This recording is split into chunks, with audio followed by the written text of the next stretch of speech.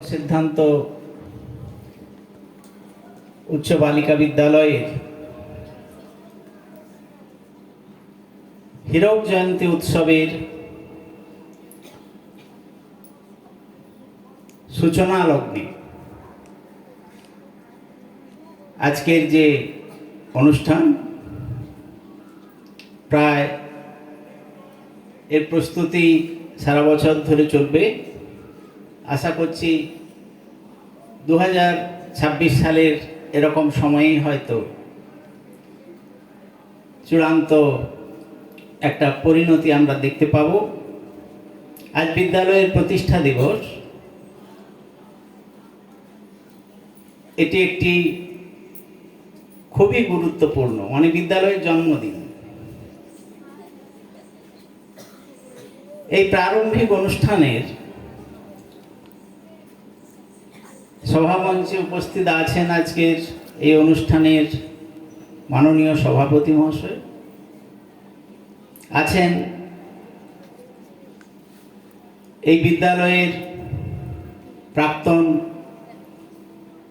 শিক্ষিকারা, আছেন পার্শ্ববর্তী শ্যামসুন্দরপুর আর.কে বিদ্যাপীঠের ভারপ্রাপ্ত প্রধান শিক্ষক এবং অন্যান্য শিক্ষক শিক্ষিকারা, আছেন এই বিদ্যালয়ের যিনি এই মুহূর্তে ভারপ্রাপ্ত শিক্ষিকা তার কাকা, আছেন এই বিদ্যালয়ের দীর্ঘদিনের সম্পাদক অশোকবাবু, বর্তমান সভাপতি বলাইবাবু, অন্যান্য শিক্ষিকা যারা আছেন, এবং এই বিদ্যালয়টি চলছে যারা পার্মানেন্ট স্টাফ সেই সংখ্যাটা নিতান্তই নগণ্য। যাদের ভরসায় এই বিদ্যালয়টি এখনো মাথা উঁচু করে দাঁড়িয়ে আছে, সেই সমস্ত শিক্ষক শিক্ষিকারা যারা পাঠদান করছেন এখানে, তাদের মধ্যে অধিকাংশই হয়তো আমার ছাত্র হবে। এবং গ্রামবাসী বা যারা এসছেন সবাইকে শুভ নববর্ষ এবং আজকের এই সূচনা লগ্নের সারা বছর ধরে ভালো হোক এবং এর একটা চূড়ান্ত পরিণতি আমরা দেখতে পাবো এই প্রত্যাশা করি। সবাইকে আন্তরিক শ্রদ্ধা এবং শুভেচ্ছা জানাই। সর্বোপরি যাদেরকে দিয়ে একটি বিদ্যালয়কে চেনা যায় সেই তোমরা যারা বিদ্যালয়ের ছাত্রীরা, তোমাদের জন্য অনেক অনেক শুভকামনা। অ্যাকচুয়ালি আমি তখন তাড়াহুড়ো করে সকালে এসেছি, তাই তোমাদের বর্দিমণিকে বললাম আমি একটু চাটা খেয়ে নিই, তারপর না হয় বলবো, একটু পরেই বলবো। আমি চিরকালই ভালো বক্তা নই, ভালো বলতেও পারি না, সেই জন্য আমি সবসময় যেখানেই যাই একটা সুযোগ খুঁজি যে ভিড়ের মাঝে কোনো রকম আমার যেটা মূল উদ্দেশ্য ওই খাওয়াটা খেয়ে দিয়ে পালিয়ে যেতে পারলেই বাঁচে। কিন্তু আমাকে তো ঘিরে রাখা হয়েছে চতুর্দিক দিয়ে। আভা আমার ব্যাগ ছাড়িয়ে রেখেছে, দরজার ওই দিকটাতে সমীর এবং আমার অন্যান্য ছাত্ররা দাঁড়িয়ে আছে। যদি এটা বলতে পারতাম যে আমার পূর্ববর্তী বক্তারা সব বলে গেছেন, আমি আর কি বলবো, এই বলে আমি আমার বক্তব্য শেষ করছি, তাহলে আমি খুব সুখী হতাম। কিন্তু তাও বলা যাবে না, ওরা ধরবে। ওরা বলছে আমাকে যে আপনাকে কিছু একটা বলতে হবে। এখন এই বলাটা কি বলবো সেটাই তো ভুলে গেছি, কি বলা উচিত।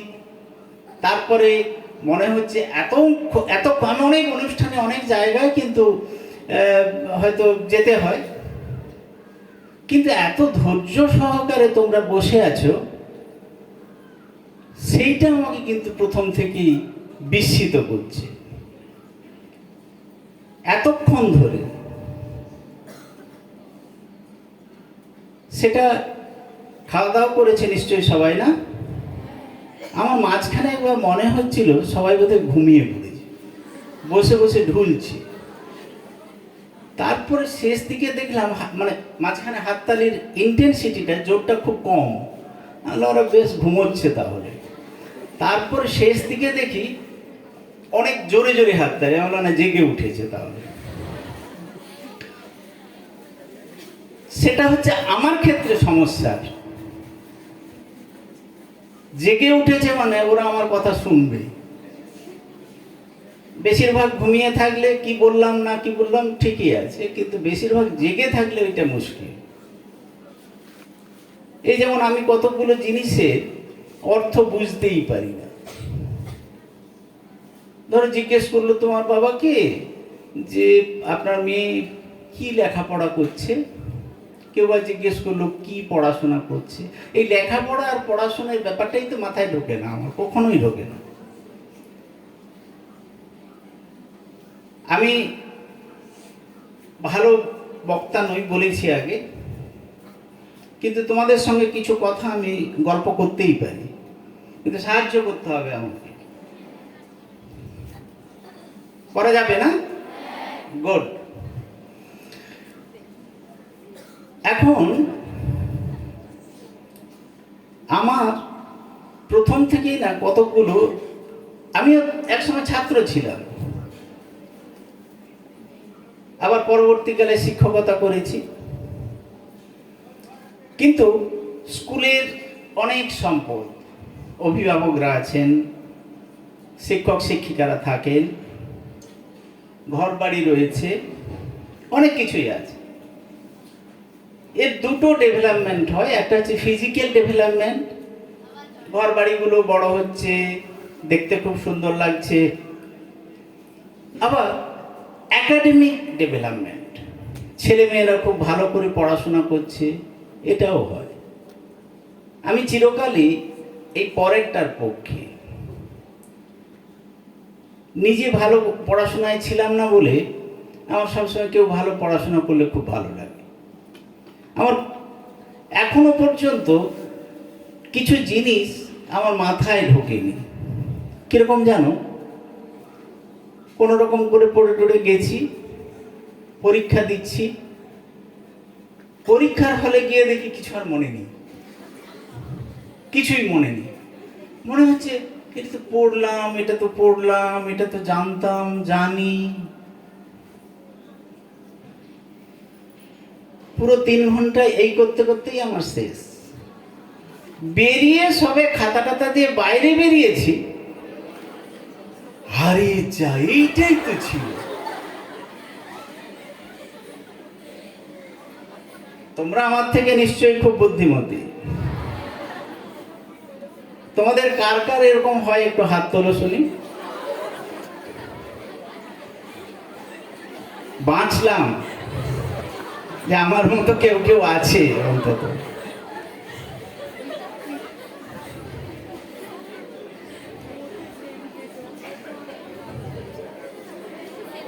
তোমাদের হয় না? কিন্তু কেন হয় এটা কি কখনো ভেবে দেখেছো? সবাই পড়াশোনা করো না বাড়িতে, তুমি তো খুব ভালো মেয়ে, কিন্তু কেন পড়াশোনা করো? বাবা বকবেন, মা বকবে, স্কুলে গেলে ওই ম্যাডাম মারবেন, ওই স্যার বকবেন, না আমার পড়াশোনা করাটা দরকার তাই পড়াশোনা করতে হয়? না, মিথ্যা কথা বলা চলবে না কিন্তু আমার কাছে।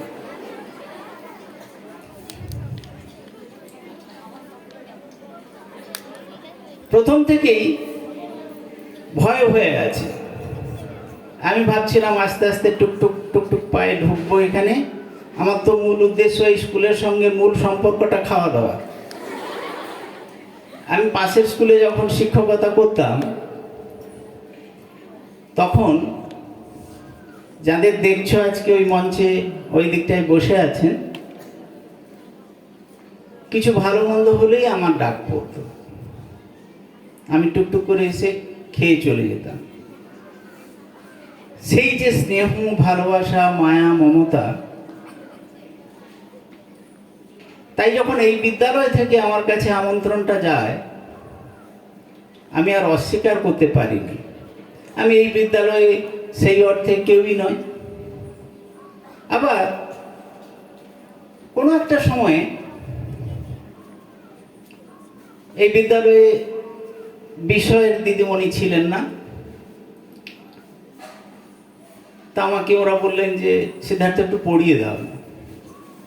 পড়াবো তো ধীর, আমি পড়াতেই জানি না, গল্প করি। তো সে সময় একটু পড়ালাম। একেবারে চাকরির শেষ জীবনে যখন আমি চতুর্দিক ঘুরে ওই তমলুকের কাছে একটি স্কুলে গিয়েছি, সেখানে প্রধান শিক্ষক ছিলাম। যদিও মেয়েরা বিশেষ করে মানে যত বাবার উপরে যত হম্বিত, আমাকে কেউ ভয় পায় না। বিশেষ করে 11-12 মেয়েরা আমাকে বিদ্যালয়ে গেলেই প্রার্থনার পরে এসে বলে যাবে, আপনার 4th পিরিয়ডে ক্লাস আছে। আচ্ছা, ভালো। আরেকবার 3rd পিরিয়ডে এসে বলে যাবে, 4th পিরিয়ডে কিন্তু ক্লাস আছে, আর আসতে পারবো না। হুমকি দিয়ে যাবে। তো একদিন বসে আছি,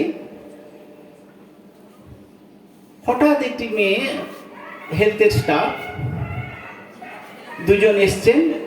দুজন এসে তার মধ্যে একজন এসে ধপ করে আমাকে প্রণাম করছে।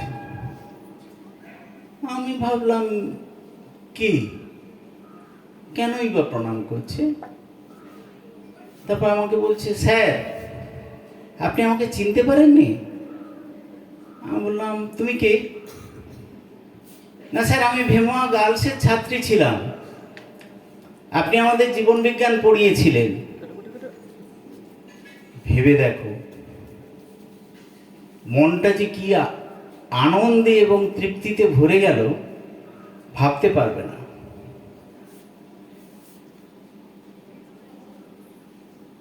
তো স্বাভাবিক কারণেই, আচ্ছা ওই যে লেখাপড়া ব্যাপারটা, পড়াশোনার ব্যাপারটা গেল, ওটা কি ব্যাপারটা হলো, আর আমার ওই উত্তরটা কিন্তু আমি নেব। কিন্তু লেখাপড়া, আচ্ছা এটা তো এমন হতে পারতো পড়ালেখা, কেন হলো না? পড়াশোনাটা বাদ দিয়ে শোনা পড়া হতে পারতো, সেটা হলো না কেন? কেউ বলতে পারবে? আমার যতদিন আমি ছাত্র থেকেছি, পারিবারিক নানান সমস্যার কারণে আমার পড়াশোনাটা সহজ পথে এগোয়নি। বাড়ি বাড়ি পড়াতে যেতাম, তারপরে যতটুকু সকাল 6টা থেকে পড়াতে যেতাম 10টা পর্যন্ত, এসে কলেজ করতাম। কলেজ থেকে বেরিয়ে ঈশ্বরচন্দ্র পাঠভবন বলে একটি লাইব্রেরি ছিল, সেখানে 1 ঘন্টা পড়তাম। ওই 1 ঘন্টা হলো ওখানে। তারপর টিউশন পড়াতে যেতাম, সেই রাত্রি 10টা সাড়ে 10টার পরে ফিরে আসতাম। তারপরে রাত জেগে একটু পড়াশোনা করে ব্যাস আবার ঘুম। তার মানে পড়াশোনার সময়টা ছিল আমার কাছে কম। আমাকে ভাবতে হয়েছে কত কম সময়ে আমি ব্যাপারটাকে রপ্ত করতে পারি। মানে ব্যাপারটা কি হলো, কখনো এটা ভেবে দেখেছো? হাউ টু স্টাডি, কিভাবে পড়বো আমরা? কেউ চিৎকার করে পড়ছে, কেউ মনে মনে পড়ছে। এই পাশের বিদ্যালয়ে একটি ছেলে দীর্ঘদিন একটি থামের গড়ায় বসে পড়ে। ও যেমন করে বুঝছি যে ওর ভালো করা উচিত, ও তা করছে না। তখন কিন্তু এইসব কারেন্ট ফারেন্ট ছিল না, হেরিকেন জেলে পড়তে হতো। কিন্তু সবসময় এসে এইরকম মাথায় হাত দিয়ে নিচের দিকে তাকিয়ে পড়ছে। আমিও পাশ দিয়ে গিয়েছি কতবার, ধরতে পারিনি। সিবিআই লাগালাম, আরে ও কি করে বলতো, ও পড়াশোনা না স্যার, ও তো পড়েনি, ঘুমায়। মানে সে কি রে, ওইভাবে ঘুমায়? আমি গিয়ে দেখলাম সত্যি সত্যিও ঘুমোচ্ছে। তাহলে সত্যি আমরা পড়ছি কিনা, ইফেক্টিভ স্টাডি। তাহলে প্রশ্নটা হলো হাউ টু স্টাডি, কিভাবে আমরা পড়বো, অ্যান্ড হাউ টু মেমোরাইজ ইট, সেটাকে স্মৃতিতে ধারণ করব কি করে। এই উত্তরটা কিন্তু আজ আমি তোমাদের কাছ থেকে না নিয়ে গেলে আমার আর এই শেষ জীবনে আর জানার কোনো সুযোগ নেই, একেবারে সুযোগ নেই। আমি প্রচুর এই উত্তরটা খোঁজার চেষ্টা করেছি। আমি আমার মতো করে তো একটা বিষয় রপ্ত করেছি, সেই জন্য মোটামুটি পাস টাস করে একটু শিক্ষকতা করেছি। তবে ওরা, আমার ছাত্ররা জানে আমি খুব বকাবকি করতাম, মারধর করতাম। ওরাও নিশ্চয়ই তোমাদেরকে তাই করেন না? তোমরা কিন্তু সেইটা আবার ভেবো না যে যত নষ্টের গোড়া ওই স্যারদের স্যার, ওকেই আজ ধরবো, ওকে ওই একজনকে ধরে শায়েস্তা করলেই ও সব ঠিক হয়ে যাবে। সেটা আবার করো না, আমাকে শান্তিতে বাড়ি যেতে দেবে আজকে। লেখাপড়ার অর্থটা হচ্ছে এমফেসিস দেওয়া হচ্ছে, জোর দেওয়া হচ্ছে লেখাটার উপরে। পড়বে তো বটে, আর তার থেকে অনেক বেশি করে যেটা করতে হবে সেটা হচ্ছে লেখাটা, যেটা তোমরা করতে চাও না। ঠিক কিনা? এটা ঠিক কিনা? করতে চাও? তাহলে এরপর থেকে কি করতে হবে? লেখাটার উপর জোর দিতে হবে। এতে হাতের লেখা ভালো হবে, উত্তরটা খুব সহজে মনে থাকবে। পড়াশোনা, হাউ টু স্টাডি, কিভাবে পড়বো, যেভাবে পড়লে আমার মনে থাকতে পারে। কিভাবে পড়বো? আমার সঙ্গে আমার এক বন্ধু পড়তো, সে প্রায় অন্তত হাফ কিলোমিটার দূরে পড়তো। তো ওদের বারান্দা বাড়ি ছিল। সে রাত্রিবেলায় যখন পড়তো 3টের সময় প্রচুর স্টুডেন্ট আসছিল। আমি অনেক হাফ কিলোমিটার দূরে থাকতাম, কিন্তু তার পড়ার চোটে আমার ঘুম ভেঙে যেত, এত জোরে জোরে পড়ত। তাহলে সেরকম করে পড়বো না মনে মনে পড়বো না কেমন পড়বো? তার উত্তরটা কোথায় ছিল? ওই পড়াশোনা কথাটার মধ্যে। তুমি ঠিক ততটা জোরেই পড়বে যেভাবে পড়লে তুমি নিজে শুনতে পাও এবং উচ্চারণ হবে স্পষ্ট। আমি তো একটা ব্যাপারে ভীষণ মানে এদের ফ্যান হয়ে গেলাম, সেটা হচ্ছে বিদ্যালয়ে মোবাইল নিষিদ্ধ। কিন্তু আমি নিশ্চিত তার বাড়ি গিয়ে মোবাইল ঘাঁটো, তাই না? আচ্ছা, মোবাইল জিনিসটা কেমন? ওতে কথা শোনা যায় আর চোখে দেখা যায়। আর আগেকার দিনে যে রেডিও ছিল সেটাতে শুধু শোনা যেত, মাইকে যে গান হয় আমরা শুধু শুনতে পাই। আমরা বলি না অডিও সিস্টেম, আর এগুলো হচ্ছে অডিও ভিজুয়াল এইডস, যেখানে চোখেও দেখা যায় আবার কানেও শোনা যায়। ওর প্রভাবটা অনেক বেশি হয়, স্মৃতিতে অনেক দিন ধরে ধরে রাখা যায়। তাহলে নিজেকে পড়ার পরিবেশটাই এমনভাবে তৈরি করতে হবে যেন আমি একটা অডিও ভিজুয়াল অবস্থায় আছি। অক্ষরগুলোকে খুব ভালো করে দেখতে হবে, স্পষ্ট উচ্চারণ করতে হবে, যেটা কিনা নিজের কানের পর্দায় গিয়ে ধাক্কা মারবে। তবে কিন্তু সব ভুলে যাবে না। বছরের গোড়ায় আমরা নতুন বই পেয়ে গেলাম, বইগুলো তাকে পড়ে আছে।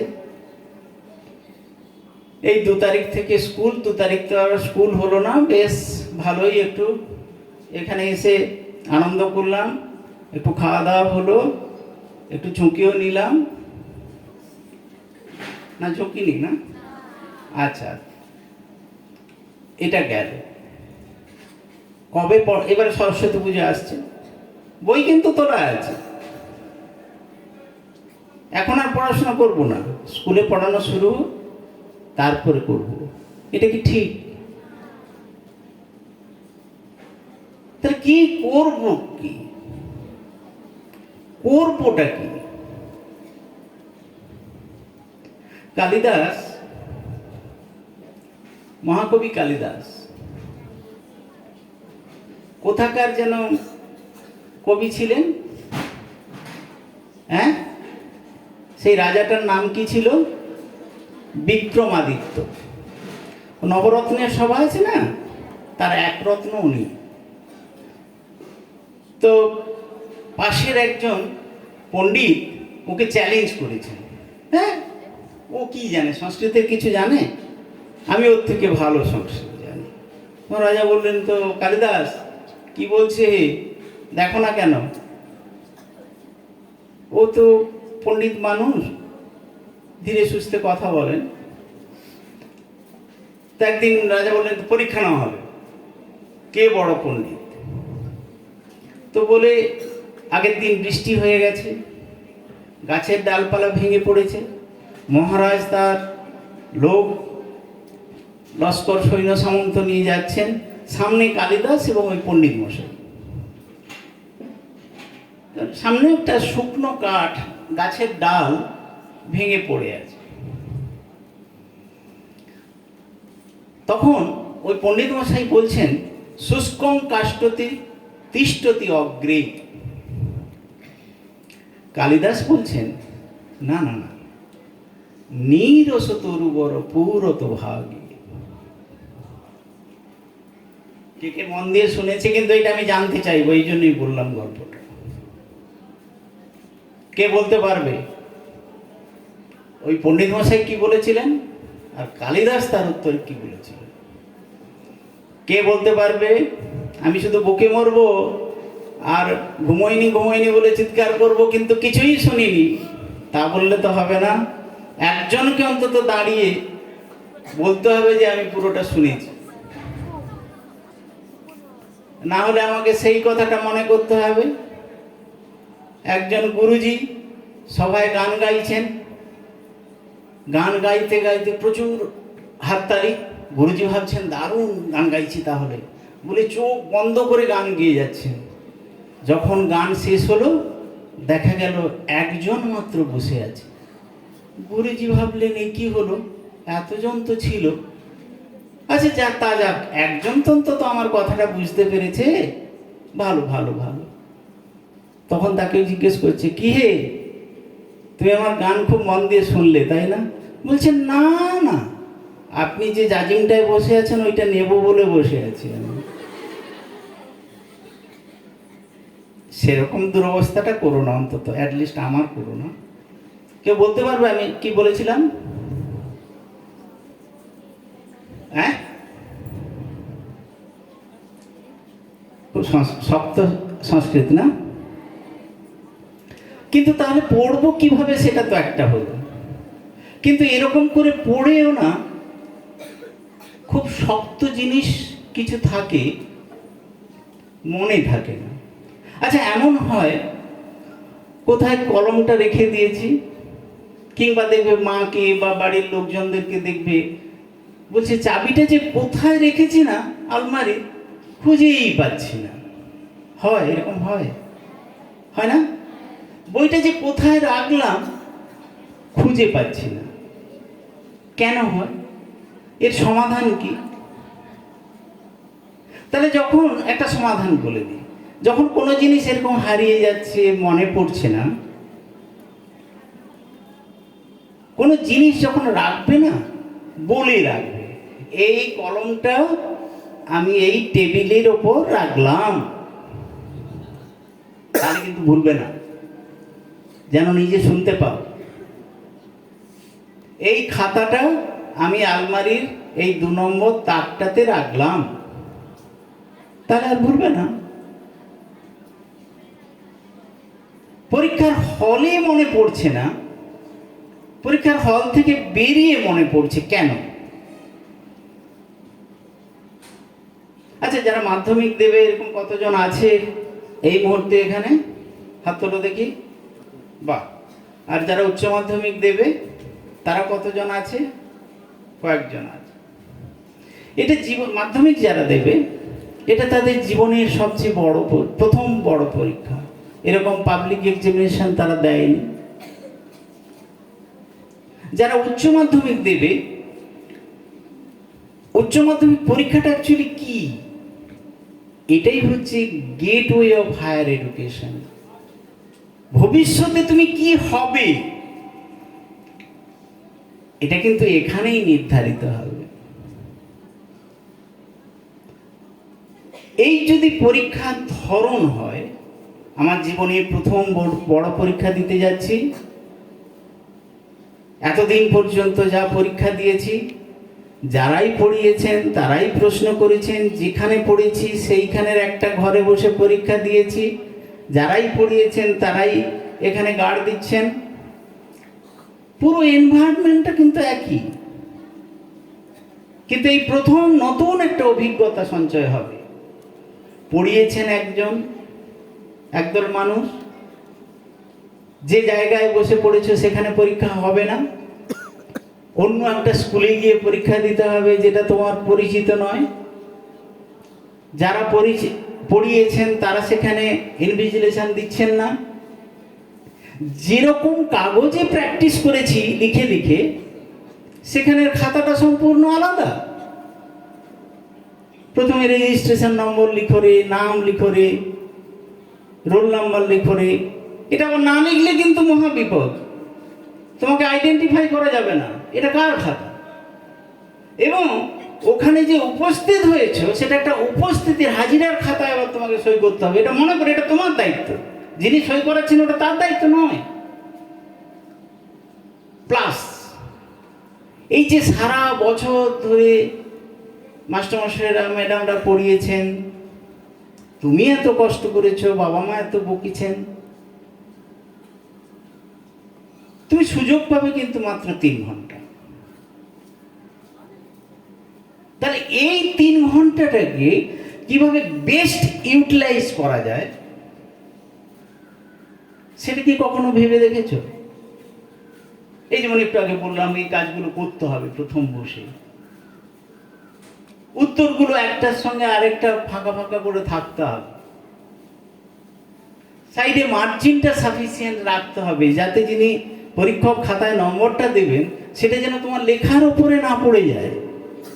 তুমি এমনভাবে ধার পর্যন্ত ঠেকিয়ে লিখেছো, কোনো মার্জিন ছাড়োনি, যে ওর উপরেই একটা মার্কিং করেছেন, ফলে উনি যখন গুনতে যাবেন তখন তো একটা দুটো ডিজিট ওভারলুক করে যাবেই, চোখে পড়বে না।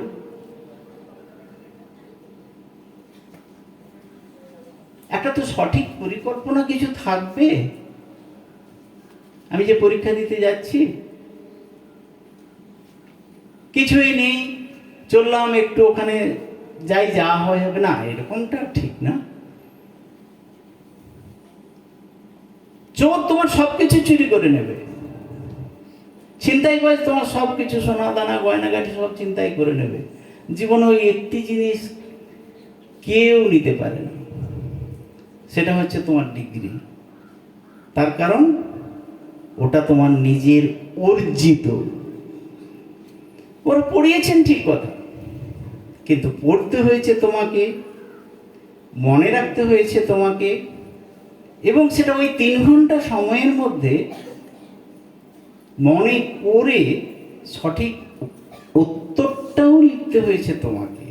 এই জন্য সার্টিফিকেটটা তোমার নামে ইস্যু করা হয়। তুমি ভালো করলে, তুমি জীবনে খুব বড় হলে,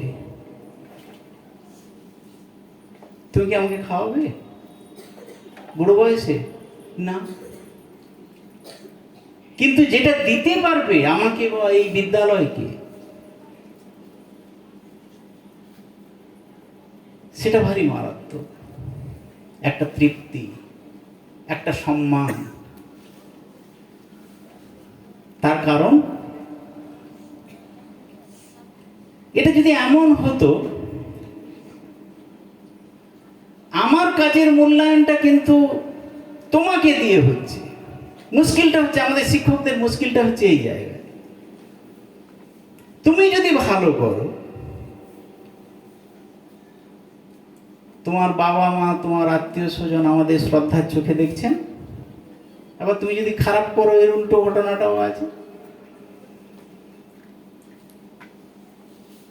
তাহলে আজ তোমাদেরকে এটা ভাবতে হবে। আমি সবসময় ছেলে মেয়েদের একটা কথা বলি, বাবা ঠান্ডা পড়েছে, একটু মাংস আনো না। বাবা পুজো এসছে, আমাকে কিন্তু এবার একটা ভালো জামা কিনে দেবে। বাবা দাও, মা দাও, এটা দাও, ওটা দাও। সারা বছর ধরে এই চলতেই আছে। কিন্তু কখনো কি বাবা মাকে উল্টে জিজ্ঞেস করেছো যে বাবা মা তোমাদের কাছ থেকে কি চান? নিশ্চয়ই কেউ করনি। কিন্তু তাদেরও তো একটা কিছু প্রত্যাশা আছে তোমাকে ঘিরে, স্বপ্ন আছে যে তারা তোমাদের কাছে কি পেতে চাইছেন। একটা সুন্দর পরিপূর্ণ মানুষ। শিক্ষা যে শুধুমাত্র ডিগ্রি বাড়ানোর কৌশল তা কিন্তু নয়। এটা মানুষের মধ্যে বিচার বুদ্ধি করবার ক্ষমতা, সিদ্ধান্ত নেওয়ার ক্ষমতা, এগুলোকে আরো সমৃদ্ধ করে।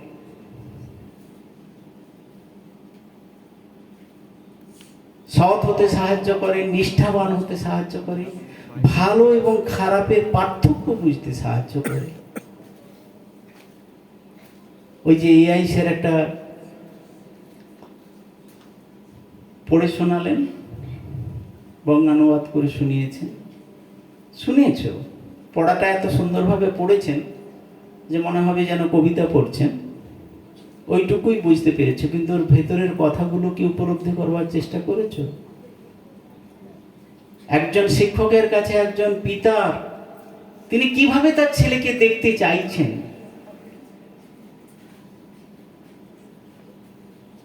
এটা প্রায় সব পিতারই কিন্তু একই রকম বক্তব্য, যে আমার কাঠের বিড়াল হোক কিন্তু ইঁদুর মেরে খাক।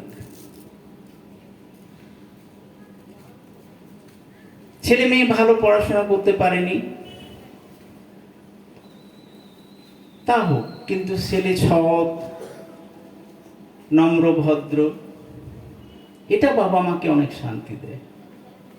আবার সেই একই সমস্যা, আমার সব গোলমাল তালগোল পাকিয়ে যায়। অনেক বাবা মা বলে, জানো, আমার ছেলেটার না বুদ্ধি ভালো নয়, ওর ছেলেটা দেখুন কি ভালো বুদ্ধি, আমার ছেলেটার না ভালো বুদ্ধি নয়। এটা কি ঠিক? ওই ছেলেটার মাথায় বুদ্ধি গজগজ করছে, আমার ছেলেটার বা মেয়েটার মাথায় গোবর ভরা আছে। অথচ ওই যে গানগুলো বাজে না, ও গানগুলো কিন্তু ওর পুরো মুখস্থ। ঠিক কি না? ঠিক কি না? তাহলে ওর বুদ্ধি নেই ভাববো কি করে? ও পড়াটা মনে রাখতে পারে না, কিন্তু গান টানগুলো সব টানটনে মুখস্থ। তাহলে কি আমাকে বিশ্বাস করতে হবে এর বুদ্ধি নেই? এর সমাধান কি?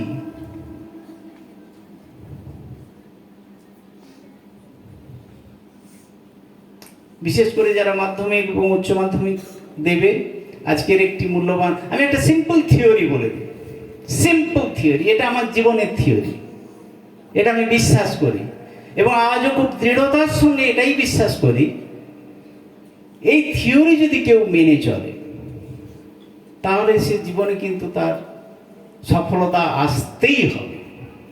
সেটা হচ্ছে, যে ক্লাসে পড়ে তাকে অন্তত তত ঘন্টা সেলফ স্টাডি করতে হবে। সেলফ স্টাডিটা তাকে তত ঘন্টা করতে হবে। তুমি 10-এ পড়ো মানে তোমাকে 10টি ঘন্টা পড়তে হবে। না হলে তোমার ভাই ক্লাস 4-এ পড়ে, সে 1-2 ঘন্টা পড়ে হয়তো তার হয়ে গেছে, ভাই যেহেতু পড়েনি তাহলে আমি পড়ব। এটা কোনো যুক্তির কথা নয়, এটা হওয়া উচিত নয়। আরেকটা বিষয় আছে, তুমি দেখবে আজকে যে পড়াটা তোমার মনে থাকছে না, দেখবে পরীক্ষার ঠিক পূর্ব মুহূর্তে একজন এসে তোমাকে বলে দিয়েছে, আরে এই প্রশ্নটা আসেনি। তুমি দেখবে তুমি সঙ্গে সঙ্গে খুলছো, খুলে করে সেটা কিন্তু মনে রেখে দিচ্ছ। তাহলে যেটা ঘন্টার পর ঘন্টা পড়ে আমার মনে থাকলো না, সেটা ওইটুকু সময়ে কি করে আমি মেমোরাইজ করলাম? এরকম হয়? হয় এরকম? একেবারে পুরোটা মনে রাখতে পারিনি ঠিক, কিন্তু একেবারে ভুলেও গেছি এটাও ঠিক, কিছু না কিছু মনে আছে।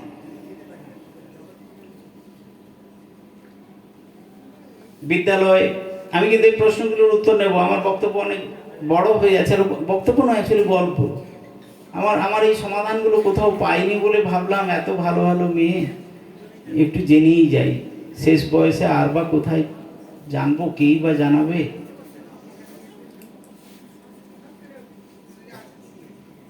বিদ্যালয়, এটা আমার ভীষণ প্রিয় বিদ্যালয়গুলোর একটি,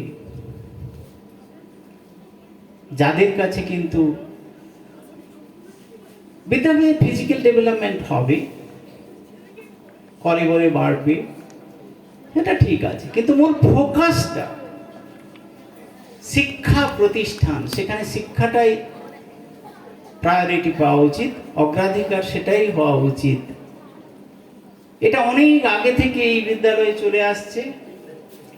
সেই ট্র্যাডিশনটা যে এখনো চলছে, এটা দেখে বড় আনন্দ পাই, ভীষণ ভীষণ। কেননা যখন একটা জেনারেশনের পর আর একটা নতুন জেনারেশন আসে, তাদেরকে এই সিস্টেমের মধ্যে মানিয়ে নেওয়া, এই লক্ষ্য পূরণ করতে গেলে কিন্তু কষ্ট আছে। মাস্টারমশাইদেরও কষ্ট আছে, তোমাদেরও কষ্ট আছে। কেন? যতই পড়িবে ততই শিখিবে। Repetition is the best way of learning. আমি আরেকবার কালিদাস এবং সেই গুরুজির কথাটা বলি। গুরুজি বলছেন, শুষ্কং কাষ্ঠতি তিষ্ঠতি অগ্রে। বলো শুনি, কি বললেন? আমি আরেকবার রিপিট করি, শুষ্কং কাষ্ঠতি তিষ্ঠতি অগ্রে। কালিদাস বললেন, নীরস তরুবর পুরত ভাগে। কালিদাস কি বললেন? ওই গুরুজি কি বলেছিলেন? আচ্ছা, এটা কেন হলো? আমি প্রথমে বলেছিলাম,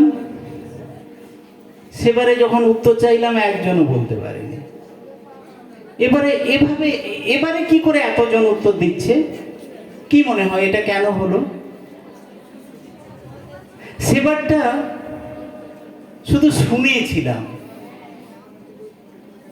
এবারটা এমন ভাবে উচ্চারণ করলাম যেটা আমি নিজেও শুনতে পেয়েছি, মানে তুমি, এবং সেটা একবারের গায়ে দুবার করে হয়েছে। তাহলে পড়া মনে রাখার একটা প্রথম কৌশল কি হতে পারে? রিপিটেশন। বারে বারে পড়তে হবে। Repetition is the best way of learning. শেখার জন্য বারে বারে পড়তে হবে এবং সঠিকভাবে পড়তে হবে, তবেই না বিষয়টা মনে থাকবে।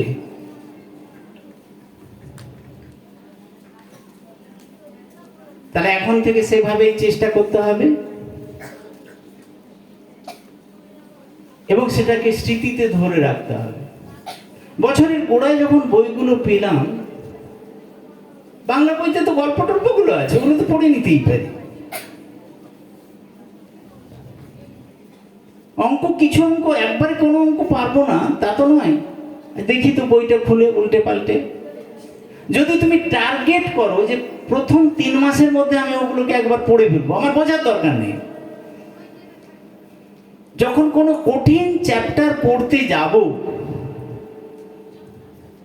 আচ্ছা তার আগে একটা কথা বলো, যারা হোস্টেলে থাকো তাদের সকালে প্রেয়ার হয়, বিকেলে প্রেয়ার হয়, কেন হয়? এটা না আমার বড় সমস্যা, জানো তো। আমি কিছু বুঝতে পারি না ঠিক মতো কেন এইসব কাণ্ডগুলো হয়। যদি খেলাধুলা করে পা হাত না ধুয়ে পড়তে বসে যেতাম ভালো হতো, যেটা বাড়িতে যারা থাকে তারা করে।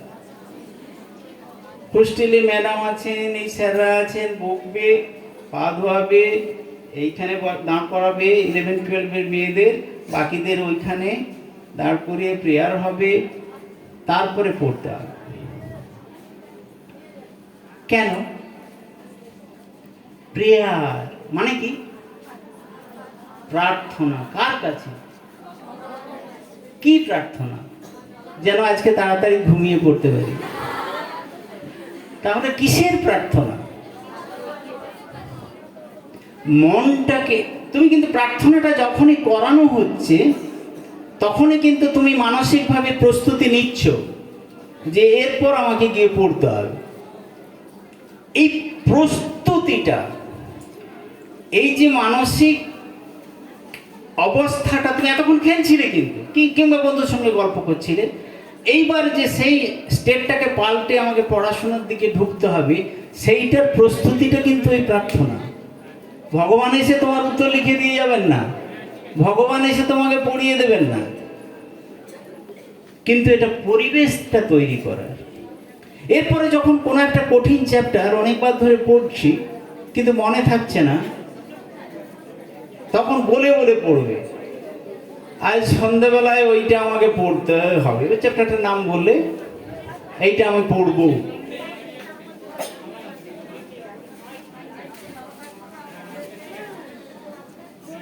এভাবেই পড়াটা শুরু করবে।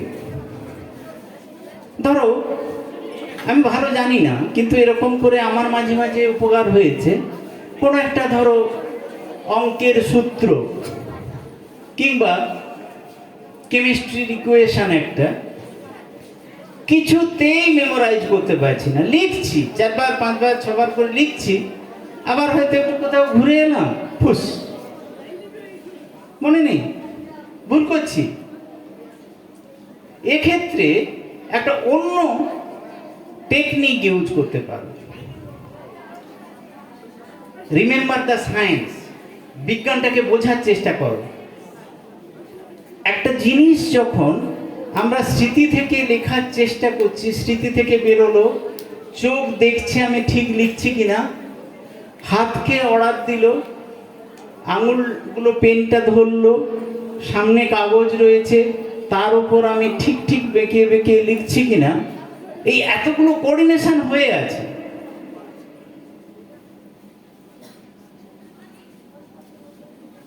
এটা কিন্তু নর্মাল কোঅর্ডিনেশন, যেটা কিনা ছোটবেলা থেকে তোমাকে রপ্ত করানো হয়েছে। যখন এই কোঅর্ডিনেশনে কাজ হচ্ছে না, ভুলে যাচ্ছ, ট্রাই আদারওয়াইজ, একটু অন্যভাবে চেষ্টা করে দেখা যাক হয় কিনা দেখি। কি সেটা? না, নর্মাল কোঅর্ডিনেশনটাকে ভেঙে দিয়ে দেখে দেখে, বই দেখে দেখে বাম হাতে একবার লেখার চেষ্টা করো। আশা করছি অনেকেই সাকসেসফুল হতে পারো। আমি তো দৃঢ়তার সঙ্গে বলতে পারবো না, কিন্তু কিছুজন তো হওয়া উচিত।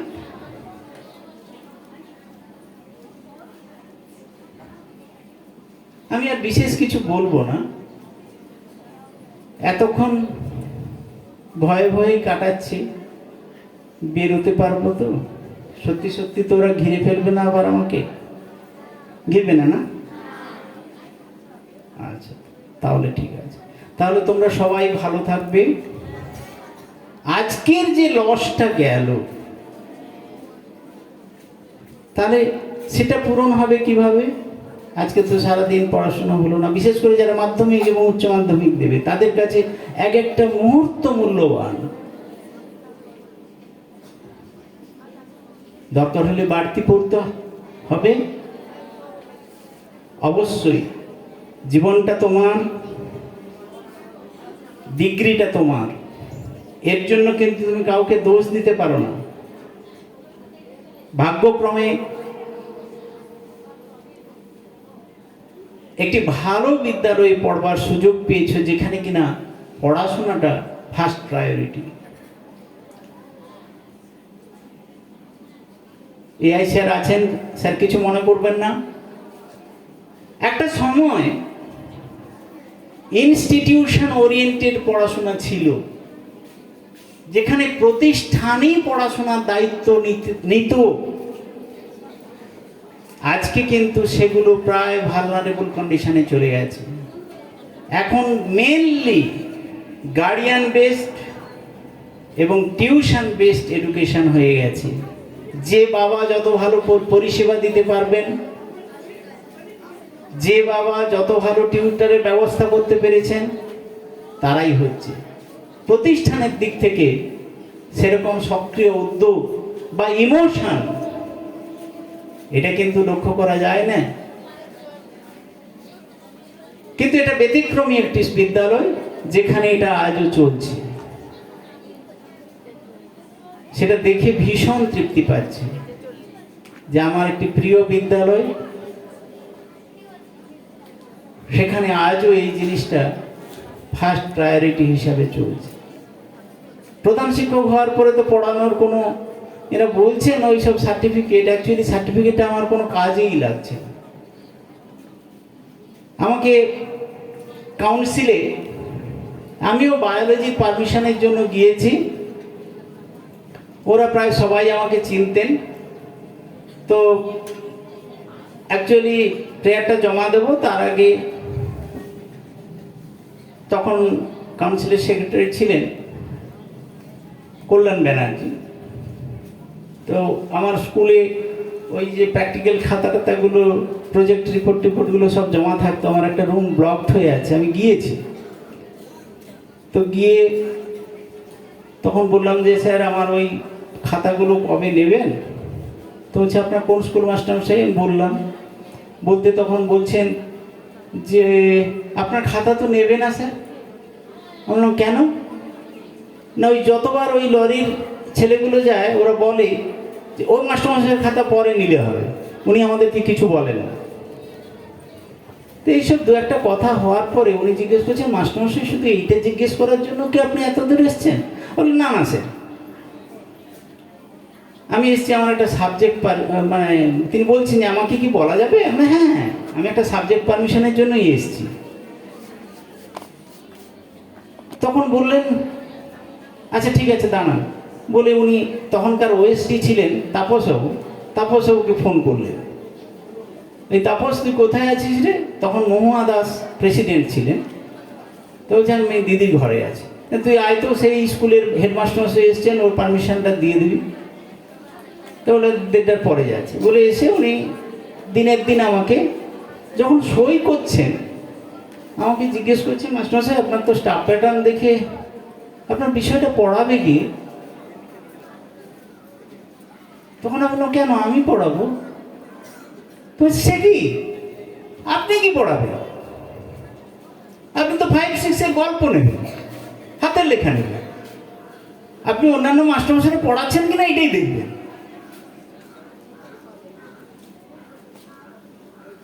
আমি সেদিন বুঝতে পেরেছিলাম অ্যাডমিনিস্ট্রেশনের গুরুত্বটা কি মারাত্মক। আমার ভীষণ ভালো লাগছে যে এখানে যারা পার্মানেন্ট স্থায়ী শিক্ষক শিক্ষিকার সংখ্যা নিতান্তই নগণ্য, যারা সহযোগী শিক্ষকরা আছেন তারা আপ্রাণ চেষ্টা করছেন তোমাদের জন্য। শুধু তোমাদের চেষ্টাটা, ইচ্ছেটা, স্বপ্নটা ওদের সঙ্গে মিলে গেলেই কিন্তু দারুণ ফল হতে পারে। যেটা তোমরা নিজেরাও কখনো ভাবতে পারো নি। আমি বলবো তার তো কটা দিন বাকি আছে, একবার চেষ্টা করিয়ে দেখ।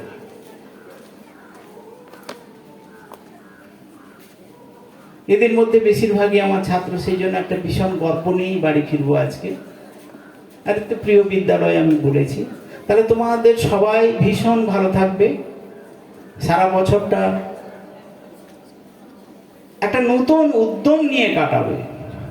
নাহলে গত বছরও যেমন যেমন কাটিয়েছি, এতজনের কাছে এত সুন্দর সুন্দর কথা শুনবার পরেও সেই রকমই কাটলো। তাহলে এই বছরটা কিরকম হবে? সেরকমই একটা বছর হবে, যেটা তোমার জীবনের উপরে কোনো প্রভাব ফেলেনি। কিন্তু এসো আজকে আমরা শপথ নিই, এটা একটা ব্যতিক্রমী বছর হিসাবে আমরা এটাকে গড়ে তুলব। যে কটা দিন আমাদের কাছে আছে, আমরা একবার আপ্রাণ চেষ্টা করে নতুন উদ্যমে ভালো কিছু করবার চেষ্টা করি। সবাই ভালো থাকবে। বিদ্যালয় কর্তৃপক্ষ, শিক্ষক শিক্ষিকা যারা আছেন, সবাইকে আমার আন্তরিক শুভেচ্ছা। একটু সময় বেশি নেওয়া হয়ে গেল না? আমি আসলে ভয়ে নিয়েছি, তো ওখান দিয়ে যেতে পারবো কিনা। ঘুমিয়ে পড়েনি তো সত্যি সত্যি কেউ? সবাই ভালো থাকবে, ঠিক আছে?